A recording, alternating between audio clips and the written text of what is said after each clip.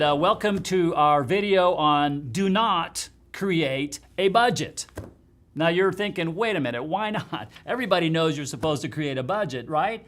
Well, let me tell you why creating a budget doesn't work.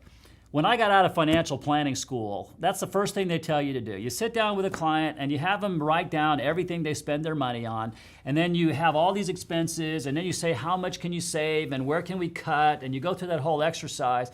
And what I found was that the client never followed through on what we said.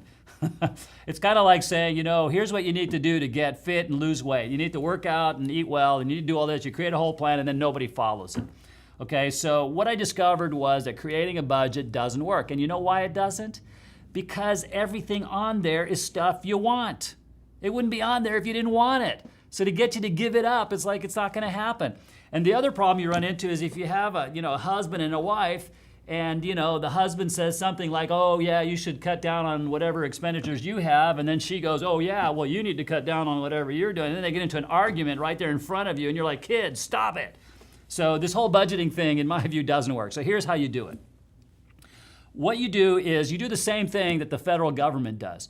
Does the federal government actually ever ask you to send them a check for your taxes out of your paycheck? Has anybody ever seen that? Do you get that bill every month? No. You know why? They know that if they sent you a bill every month to collect on the taxes, they would never collect it. So what do? They take it out of your paycheck before you get your greedy little paws all over it. Well, that's smart. That's how they make sure they get their money. That's how you do the exact same thing. So what you do is you sit down, you develop your plan, and you decide how much do we need to set aside every month to achieve our financial goals, okay?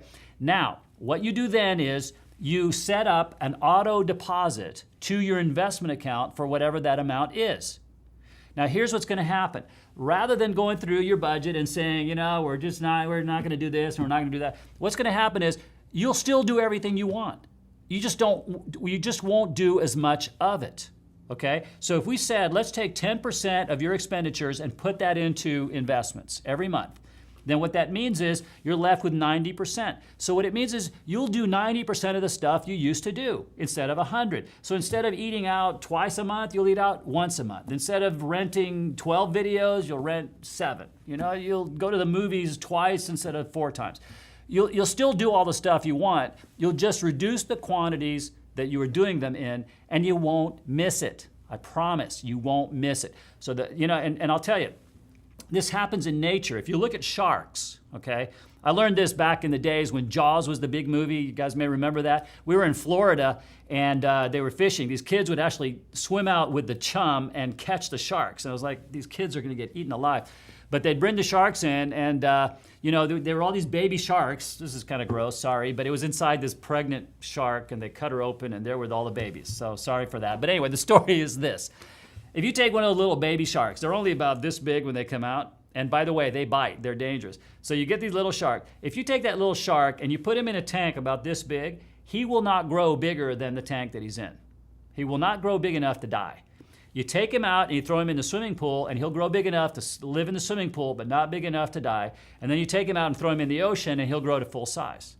Your expenses do the exact same thing. They live within the size of the tank you give them.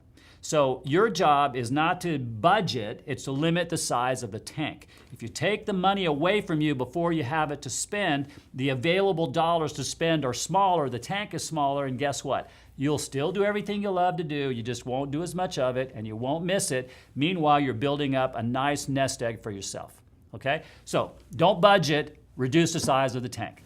Thanks for watching this video. Sorry for the gross part there, but I think it drew a picture for you. And there are lots of other great videos that I encourage you to watch. Go to moneymatters.net. You'll find them all there. And again, thanks for watching the video.